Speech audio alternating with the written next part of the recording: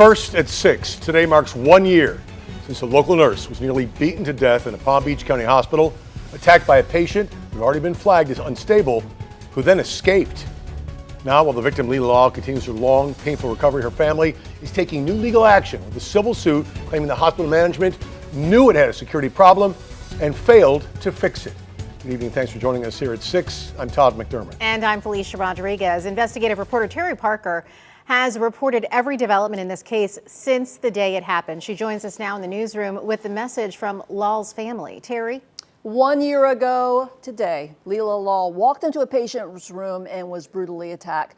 She survived, but her life has been permanently altered. This morning, her attorney filed a negligence lawsuit, alleging that this was just not a random act of violence, but a preventable failure. I'm in Palms West Hospital. I'm on the 3rd floor. There's some guy in here that's nuts. Does he have any weapons on him?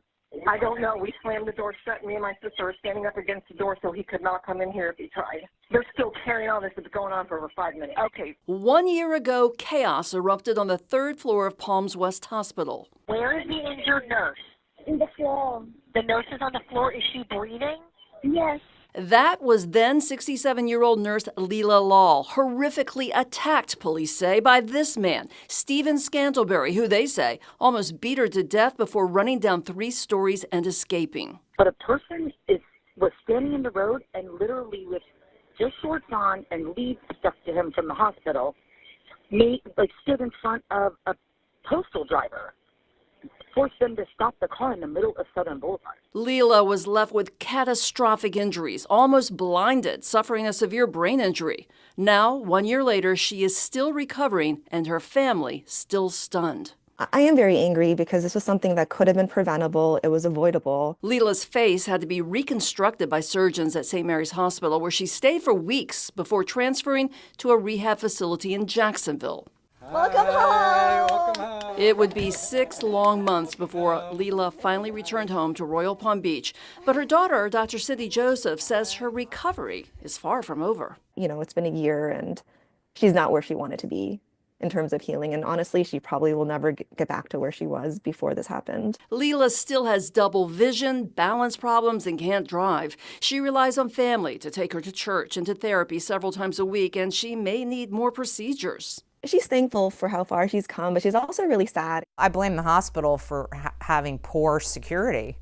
They knew that they had a systemic pattern of not having a secure place, dating back to even before 2023. Leela's attorney, Karen Terry, who filed the negligence lawsuit, is referring to the shocking case just 2 years earlier when a woman charged into the Palms West NICU, abducted a newborn, and stabbed 3 nurses before escaping with the baby. She was captured and the baby recovered.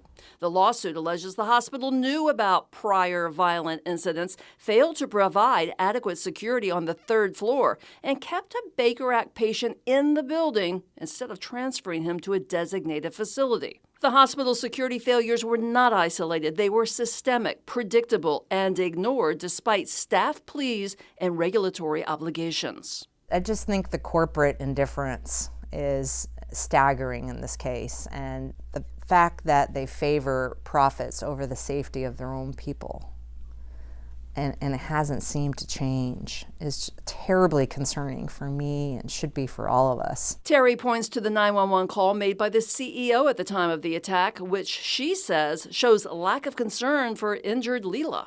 We had a Baker Act beat a staff member unconscious, now running around the building.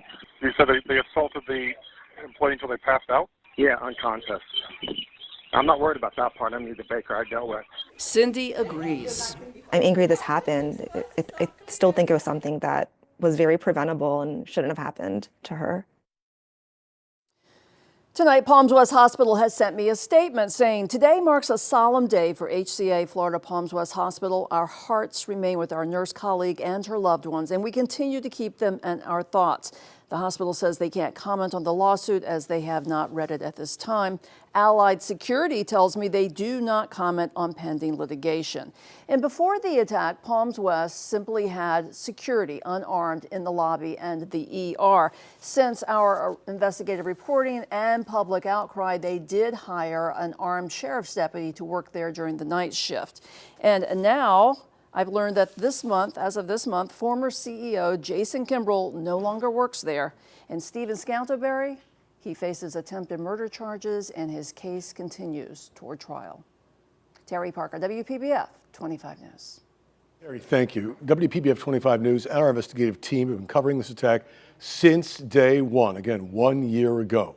Find all reporting on the changes at the hospital, the criminal case that's still unfolding, that Terry just mentioned, and of course, the victim Leela Lal's recovery journey. It's all available right now on our website, WPBF.com.